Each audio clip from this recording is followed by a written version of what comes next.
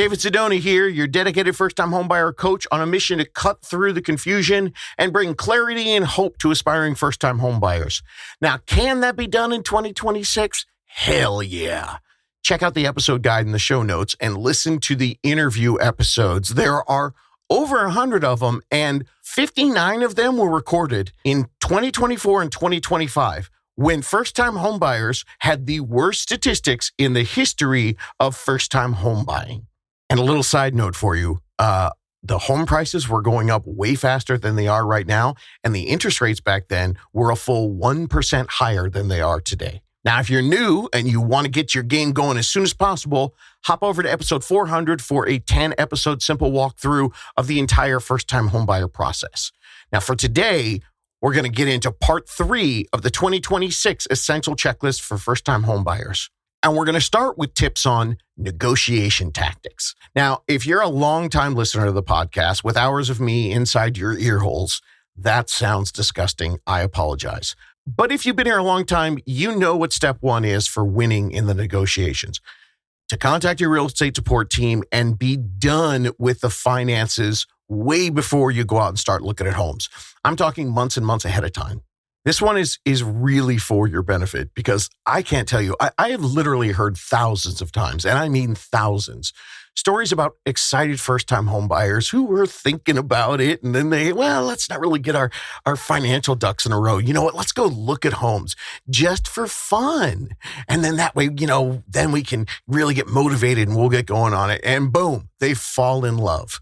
And then there's a crazy mad scramble to see if they could buy the home. They lose the deal in the negotiations because they were not prepared and they only had limited options to try to offer. Save yourself that heartache. And if you're in a competitive market, well, the people you're competing against, they've already been through this 3 or 4 times. They've tried and lost in bidding wars, so you can bet that their offers are buttoned up tight. They're going to have negotiation tactics locked in. So you need to be on point ahead of time so you can react quickly and be a contender. The first tip is something that I tell people, and I'm really shocked that more first-time homebuyers don't do this. Ask your realtor for a copy of the contract early. I think people don't do that because they think they're going to have tons of time to go over it. There's a home that goes up on the first weekend and there's, 50, 75 people in an open house. People are going to be writing offers Sunday night. So before you even start ever going to tour homes, get a copy of the contract so you know what's coming. Also, make sure you ask your real estate team about all the stuff on it. You want to know about appraisals and appraisal gap strategies and escalation clause strategies. You want to know what might be happening in the offers and the counter offers. You want to ask them about, hey, what about the terms, tightening up the timelines, and other tricks that you can do to make your offer look more professional and more enticing to the seller. Now, here's your big overall tip. When it comes to home price negotiation, it all comes down to 2 simple concepts.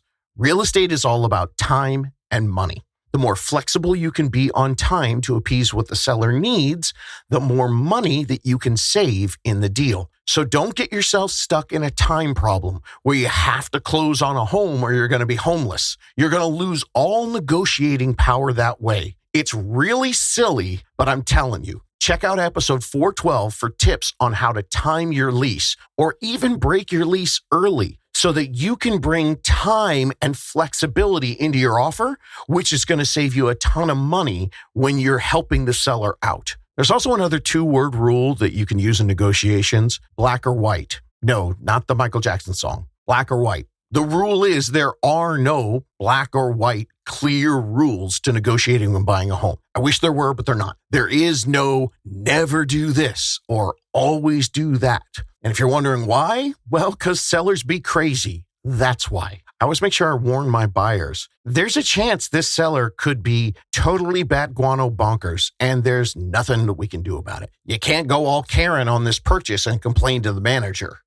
There's no rules of logic or civility. And the reason is because a seller is selling their home in what we call a one-off sale. It's one person selling one item one time, and they don't care if you give them a 5-star review. So as much as I wish that I could give you the standard negotiations blueprint that works every time, it doesn't exist. Now, yes, of course, there are some rules that should be followed, but for each individual home, the answers are going to vary on everything. How much you should offer, what you can and can't negotiate, what you should be expecting in the deal. All of that depends on the seller and how sane they are or how much meth they are currently smoking. So what I'll do is I'll give you a few tips that buyers have used in the past 20 years to help them win the deal. And a lot of these were created over time, and there's not a lot of people out there doing them. So these are some really high-level extra tips that could be just what you need to get over the top. We have thousands of documented cases where they have worked. In a competitive market, here's some stuff that might really help. Avoid round numbers in offers. I know this sounds silly, but if you're putting an offer in and, maybe there's someone else that's going to be putting an offer in and you're like, 450 is our max. Well, don't offer 450, offer 453,000. Why? You want to stand out. Heck, even offer 452,500. I know it sounds silly, but if the seller is sitting there looking at a 450 and a 452,500, and they're pretty much the same type of buyers, well, guess who wins? Another thing you can do, talk to your realtor ahead of time about the earnest money deposit. That's the deposit that you put down the day you write the offer, and it's refundable as long as you're protected by your realtor through the contingency or due diligence or option period, whatever it is in your area. But here's my tip. If you got the right real estate team, you're going to be protected. And sometimes people want to put as little an earnest money deposit down as possible, and you can show the buyer, hey, we're a serious buyer. We know how this works. Next tip is when you get into counter offers, you can include something that's called an escalation clause. I mentioned it earlier. This is something you use when there are multiple offers submitting what we call a multiple counter offer back to the seller. Ask your realtor if this is a good tactic. The way it works is, let's say everyone's offering around 600, 610, 625. And you put in a 620 offer and got a counter offer. A lot of times that counter offer is going to say, give us your highest and your best offer. They don't tell you exactly what they want because they want everybody to bid it up. So you and your team talk about it and you think the house is worth about $650,000. What you can do is put in an offer, like say you counter 643,000, but you put an escalation clause that you're going to pay anything over 643,000, you're going to pay $1,000 over that, up to 650. So you put yourself in a position that up to your highest price, you're going to outbid everybody by $1,000 as long as they show you a verified counteroffer of somebody else. Now, if that was confusing to you, don't worry about it. Make sure your realtor knows about it. And to all the realtors out there listening to this, if that was confusing to you, please do your research, understand how this industry works, be better. Thanks. Ooh, sorry, Snarky Dave came out. Moving on. Be flexible with your move-in dates so you can appeal to the seller's needs. Remember, this is where the time and money can save you big bucks. Sometimes a seller is going to take a lesser offer if the timing of the closing causes the least amount of stress for them. Sometimes you can put a price tag on worry and stress, and it might be $5,000 or $10,000 less because they just want the deal done in the timeline that works best for them. Another tactic is you can offer them time to stay in the home while they figure out what they're doing. You close on the home, but you don't get the keys that day. You become a landlord. It's what we call a rent back or a lease back. Another great tactic, make sure you check that with your real estate professional team. The next tip in your negotiations is make sure you understand everything about the home when you're writing an offer. Make sure you confirm the property taxes, the special tax assessment districts. In California, we have this thing called Mello-Roos. You probably have something different where you are. Now, your good lender is going to know all these numbers, and they're going to give them to you ahead of time, and you can use them as leverage in your negotiations. Here's another tip. If you want to give the seller the price that they need, because my goodness, sometimes they are ridiculous.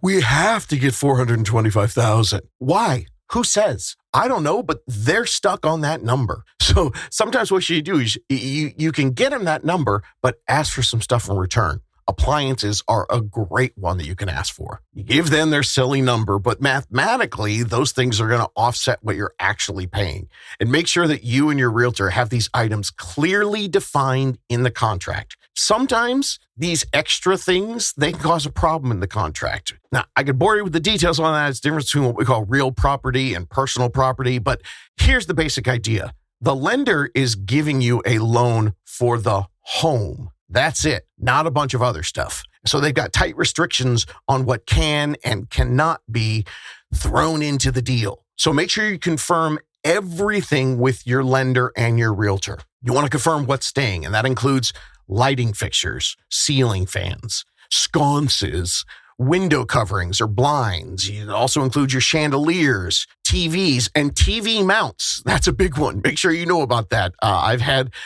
many a buyer walk in and go, what? Because there's a giant hole in the wall because they took the mount with them. So make sure that that is contractually specific. Also, other things like, outside patio furnitures, potted plants. That's a big one.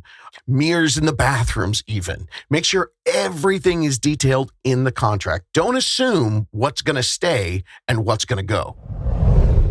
Okay, that was the first batch of tips. That was fun. Those were some nitty-gritty, high-level insider information tips when you're getting down to the brass tacks. Now let me drop on you the biggest negotiation tip that I see far too many first-time homebuyers royally screwing up. Most first-time homebuyers think that all negotiating comes when you're figuring out what price they're going to offer, what price is going to get accepted. Hey, homies. That price acceptance is just the beginning of the negotiations. That first price negotiation is only step one. And I know you're going to work really hard on it because you heard the other podcast, list prices are garbage, and you and your realtor are really going to offer a fair price with all kinds of detailed documentation, showing them your research, saying, hey, this is right where it is. And then you put it out there. But be careful. Don't put all your eggs in the here's my price final offer basket, because the price negotiation, that's the first of many negotiations. So to put it bluntly, do not piss off the seller for a few $1,000 right at the beginning of an entire contract period. You still have negotiations coming after you settle on price, after you have that signed contract. You're going to be negotiating after your home inspection. That's a huge one. Sometimes you have to negotiate after your appraisal. Sometimes you have to negotiate after you get the disclosures and you find things out about the home. So don't go all hardball right up front on the price. Be sure that you and your real estate support team have a full negotiation plan for the entire contract and all the negotiations that go on with it before you dig your heels in and pick a price number. You could feel like a winner at the beginning and get them to agree on a killer price that you like, but your negotiations have just begun and you haven't even looked under the hood yet. So the advice is play fair up front. Avoid lowballing on your first offer. What could happen is you could find huge defects and you've already grinded them down so hard, lowballing them on the first offer. They're not going to want to negotiate when you find big, terrible things wrong with the home. But when you start the negotiations with a fair offer on the price, negotiated and constructed by an exceptional realtor, then you're going to have room to negotiate as needed when you find things out when you're doing all your due diligence on the home. That will keep the deal alive. And also, that'll give you a bunch of options to cancel the deal because this seller is doing this one sale of their one home and they decide they're going to be one ridiculous lunatic. This is a 30 to 45 to 60 day negotiation, so make sure you're ready to play the long game. And I breezed through it quickly at the beginning, but there are other ways to win in the price negotiation besides just the price. That price that you agree on is just one factor in your offer. The terms are several different factors that can make your offer more attractive as well as protect you from a hidden money pit dump. And also, there are some great leverage, important pieces in there that will make the home a better buy for you. So before you start writing offers, ask your realtor to go over all the terms with you and what they're suggesting to A, protect you, but B, make your offer more appealing so maybe you don't have to offer that max price to get the home. There are several different ways to write an offer where the seller gets a bunch of different advantages, and it's not just the top line, the price. You can write things in all throughout the rest of the contract. In general, what you're looking for is the first offer that your agent writes. You want what we call in the industry a clean offer, one that demonstrates so much more than just the price that a buyer's willing to pay for a home. The way the offer is constructed with the price and the terms, that demonstrates that you're being represented by professionals who can offer a smooth transaction. And that is a gigantic insider secret. The seller and the listing agent, sure, of course, they're looking for the highest price, but the value of certainty of a closing, they value that way much more. And we have seen clean offers that are not the highest price. Those get accepted because the seller and the listing agent, they value the certainty, and they'll take less money and less risk than a higher dollar amount that doesn't show them that, hey, this is going to make sure we close. Think about it. So you're there up against someone with a higher dollar amount, but it's not presented professionally. Well, and yours is presented professionally, but it's, $3,000, $5,000, $10,000 less. Well, what happens if they take that higher offer and they get into the contract and it's 10 days, 12 days, 15 days, and now that home goes off the market because that buyer didn't follow through? Well, now they have to be one of those homes that goes back on the market, which is the kiss of death to a lot of listing agents and the sellers who are trying to sell their home, because now every buyer that comes in goes, I see you had a buyer. What was wrong with the house? What's wrong with it? Why didn't they buy it? That's a little inside baseball. And please don't let my stereotypical voice make you think that I'm judging every buyer out there. I much prefer to judge the crappy real estate agents and lenders in the industry. So this tip is one of the most underrated aspects of what an experienced and savvy realtor representative can do for you. The presentation of your offer says so much about you as a buyer. Yes, the actual presentation, the way your agent presents the offer, that can 100% determine how seriously your offer is considered. Not just what's written on the offer, but how they present it. That can elevate the strength in your offer, even if it's lower than what the seller wants, or in the case of a multiple offer situation, that can give your offer the competitive edge against those competing offers. I know it sounds ridiculous, but that presentation is one of the most predominant factors in getting your offer accepted on what could be your dream home. And of course, the experienced agents understand that. They've been through this before. They've seen it. Can't emphasize this enough. Stupid little things in how they present it, like what's the format of the email? How did they communicate with the listing agent that an offer was in?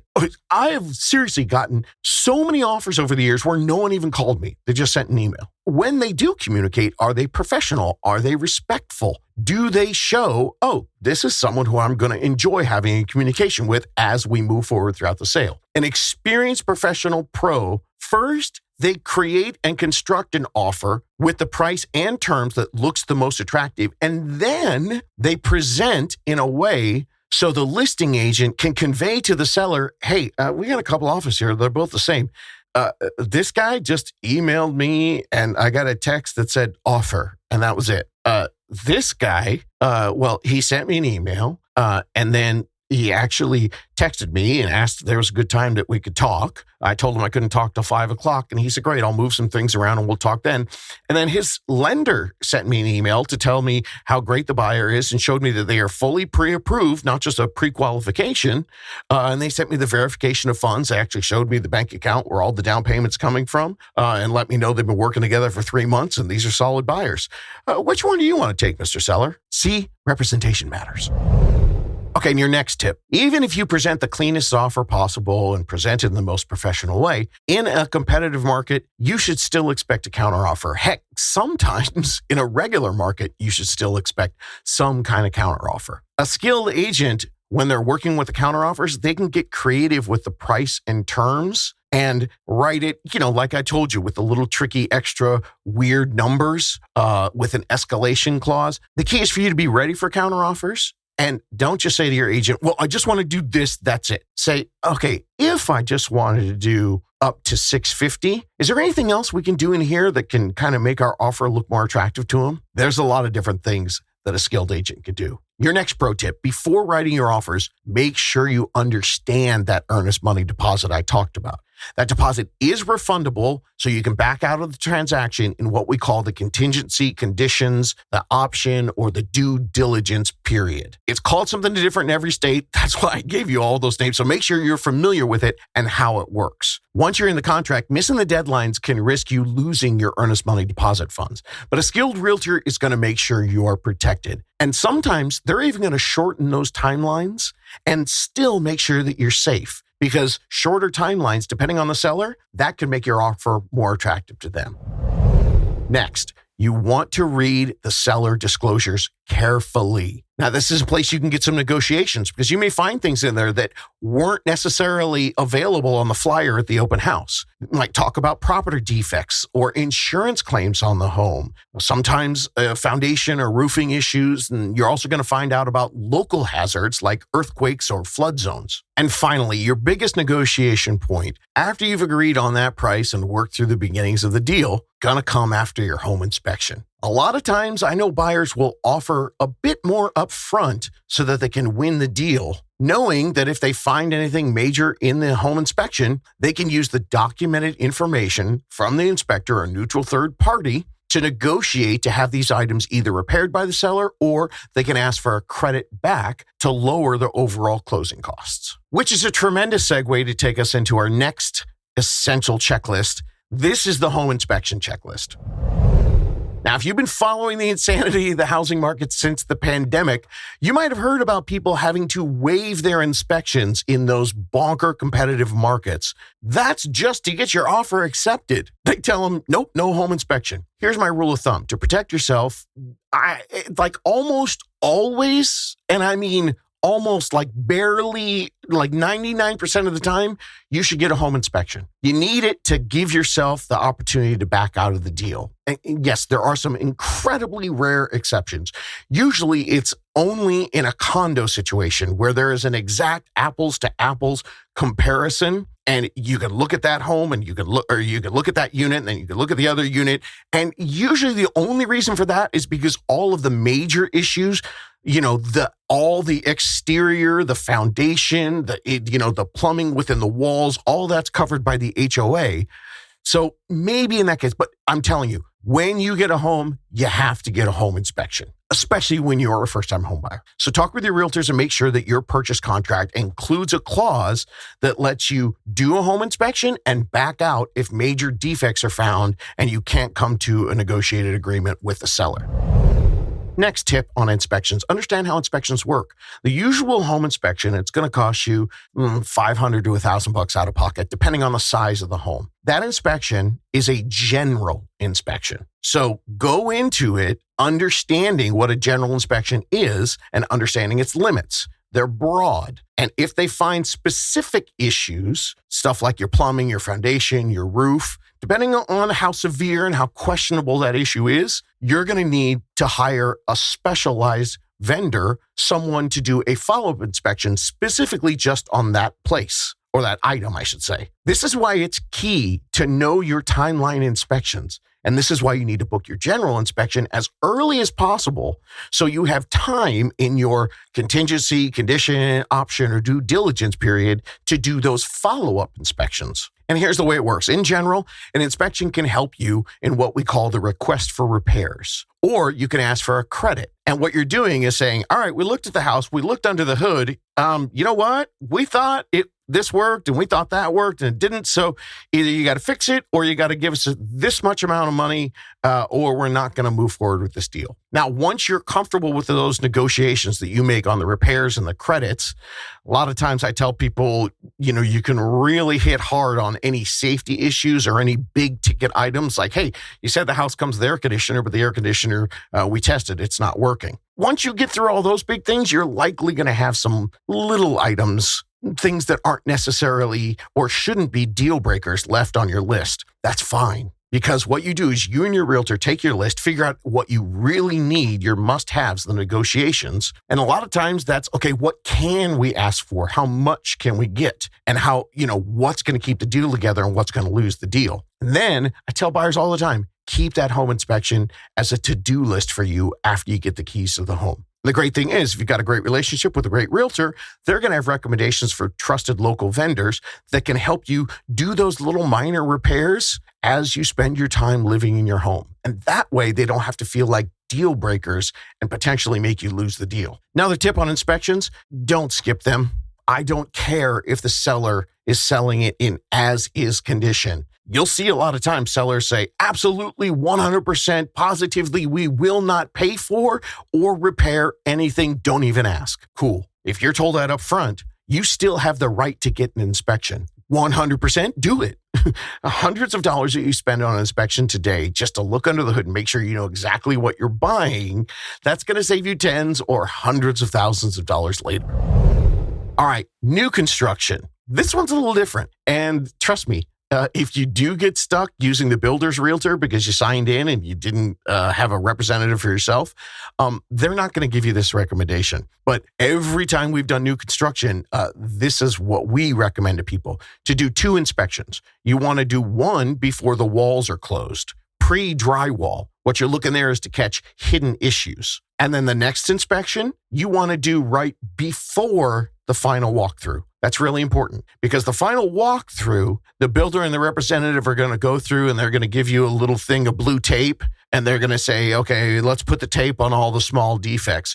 You want to do a home inspection with a neutral third party after the drywall is all up and maybe a couple days before the walkthrough. So you can have those items to actually ask them about at the walkthrough to make sure all that gets done before you move in. And new homes have different home warranties, which is something that you should really know about because builders typically offer 1 year for the finishes on the home, 2-year warranty for some of the major systems like the HVAC and the plumbing, and a 10-year warranty for structural defects. Now, in a resale home, you too, as a first-time home buyer or any buyer for that matter, you can negotiate a seller-paid home warranty. It's usually a 1-year home warranty, which is going to cover your major repairs like slab leaks and most of your appliances.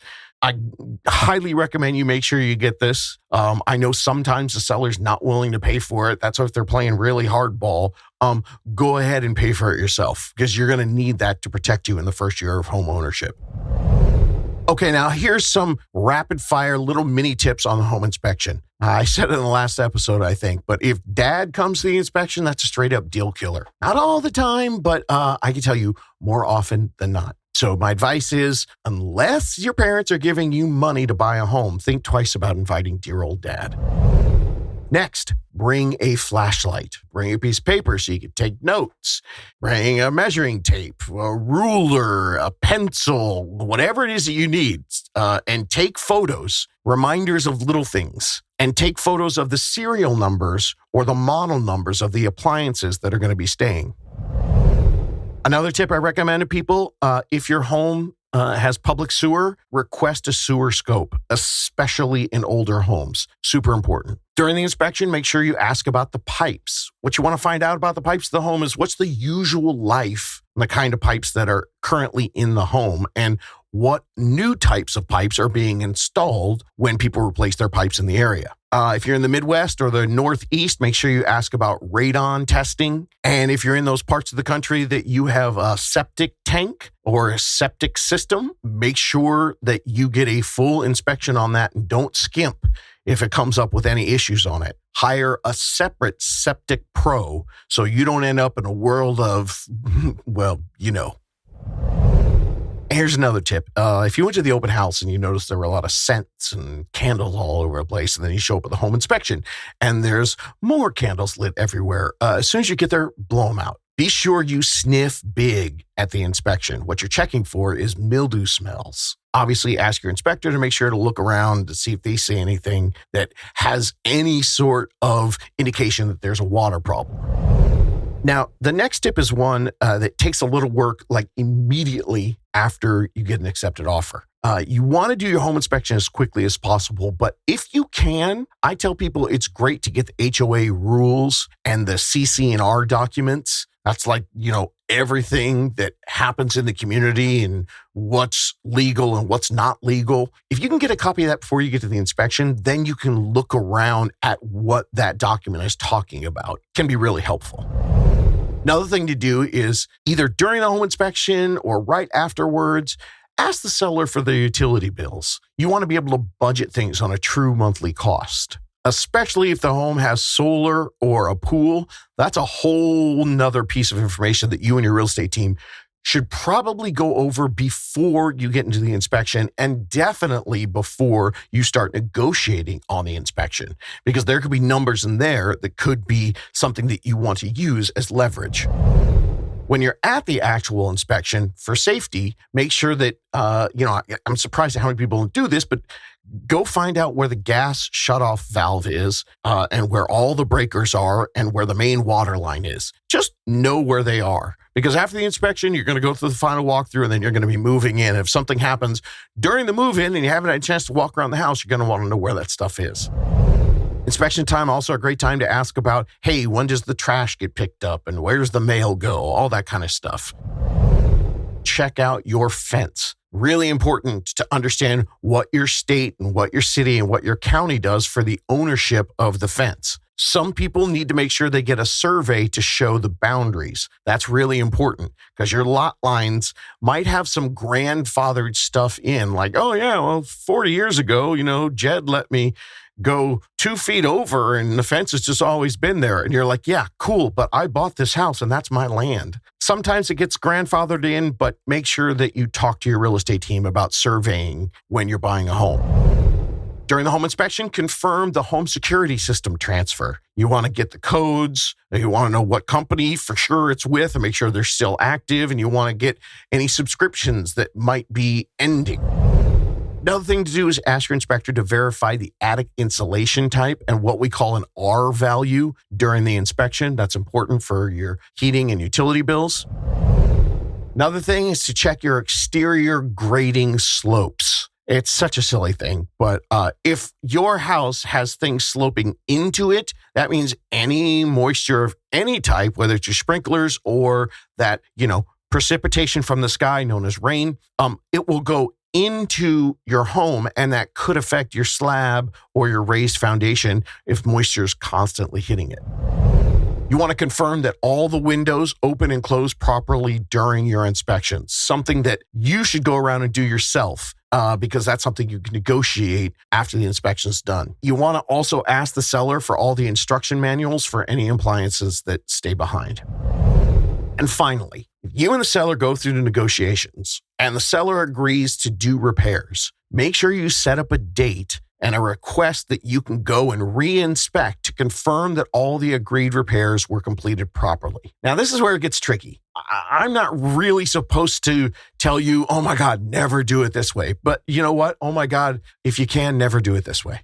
The reason is because this is the way it works. Your earnest money goes in, and then your earnest money's on that timeline, right? That contingency, option, due diligence, and whatever the other one was, period. It's contingency in California. Well, once that period's over, you might have requested your repairs, gone through all the negotiations, and they said, sure. But now the timeline's up and you have to release your option period. If you do that, you have to close, or your earnest money deposit goes to the seller if you cancel. But what if they say, okay, we're going to do all these repairs for you. You could check it about 5 days before we close because we need time to get it done. Well, that makes for a mess at the 11th hour. And I understand a lot of first-time homebuyers, it sounds great in theory to have the repairs done before you move in. But in my 20 years experience, I always recommend that you ask for a credit from the buyer and then do it yourself afterwards. Not only do you get to verify the craftsmanship of the work, but you avoid those 11th hour crazy arguments because, who's to say, well, you said you were going to fix the door. And he's like, that's fixed. Well, wait a minute. So, then you're arguing over the definition of what's fixed. So if you can, negotiate a credit, and that'll help you because you can use that credit to lower your closing costs. And then you'll have that extra closing costs money still in your bank account after it closes. And then you can do the repairs yourself and you can get them done how you want. All right, I got one more checklist left for you. So I gave you everything before you get the keys. Next is going to be what happens afterwards. Now, if there were questions that you have about things that happen before you get the keys and you're looking for more checklists, they're all described in the number one trusted first-time homebuyer step-by-step program in the country, and that starts at episode 400. And if you wanted a checklist for how much you could afford, I get that. That's episode 443 and episode 426. And a good supplement to that is the how to financially prepare to buy a home. If your question is, well, how do I get financially ready? There's a checklist for you in episode 440 and 441, plus the 7-part series on how to financially prepare to buy a home. That starts at episode 415. I know I said that all really fast. We'll put it all in the show notes. So before we wrap up and get to the closing checklist, I'm going to drop one little bonus checklist in here. Again, there's a lot more topics and they're all covered in that 10-step program for 400. But let me give you a little nugget, a little tasty morsel right here. Credit scores. Homies, this one is so crucial to buying a home. I don't care if you have a 500 credit score or an 830. You need to start thinking about your credit score, researching your credit score, understanding how your credit score affects your home buying, and you need to do it early because fixing it takes time. That's it. The only reason you need to do anything on your credit score is because everything with the credit score is wrapped in the red tape of bureaucracy of the credit bureaus, and it takes time. So step one, before you do anything else, do not research neighborhoods or interest rates or loan approvals or anything else with houses if you haven't done the full deep dive on what happens with you and your credit score. I'm telling you, I'm going to install nanny cams in all your homes. And if I catch you doing 1 minute of dream shopping on Zillow when you haven't addressed your credit score, I'm coming to get you. So here's the mini teaser on credit score. Yes, you can buy a home with a credit score as low as 580, but there's a better play. Start your plan today so you can raise your credit score with all the tips that we've got, and then you can work on your finances, and then you can start the shopping process with a better credit score, which gives you better loans, better fees, and an entirely better home buying process. Next tip, forget all the apps. Go to annualcreditreport.com. I heard that this year you can go there once a week to get your full credit report, not just your score. And when you're looking at that report, I've been told by different credit specialists that like 50 to 75% of credit reports contain some kind of mistake. And the disputes to get those off, guess what they take? Time.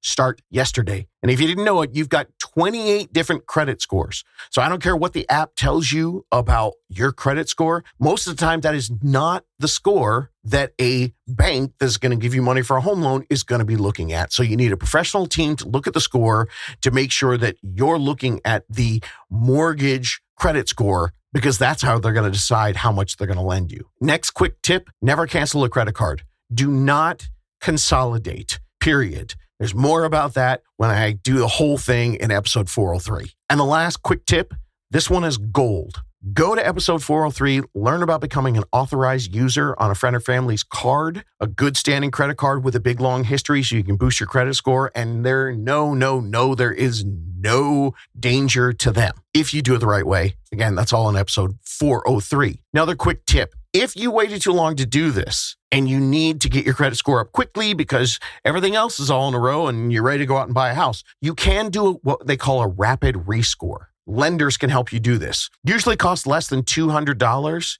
And instead of 60 days to see the changes on your credit scores, they could submit the right documentation and your credit score can go up in as little as 48 hours. But if you use all the tips that are laid out for you months before you start writing offers on homes, you're not going to have to pay that. Okay, those are your little nuggets. The full details on credit scores in episode 403. I'm going to put that in the show notes. And if you're still listening to this, if you're still here with me in your ear holes right now, start working on your credit score yesterday. Cannot say it enough. And I'll leave you with that. If you've got questions about anything that you heard here today or on any other topic or anything you heard on any other episode or anything related to your personal plan to achieve home ownership, go to howtobuyahome.com and hit Ask David. Goes directly to me, not a customer service center, not a robot, the real me, and I answer them all personally. Subscribe to the podcast so you don't miss the most exciting checklist of all, the closing checklist. That's coming up in part 4 of the 2026 Essential First Time Homebuyer Checklist. Part 4, getting you the keys. You can do this. Looking for more DIY education or your own personal step-by-step guidance through the home buying journey? Since 2019, How to Buy a Home has been the #1 resource for first-time home buyers. So visit howtobuy.com to get started.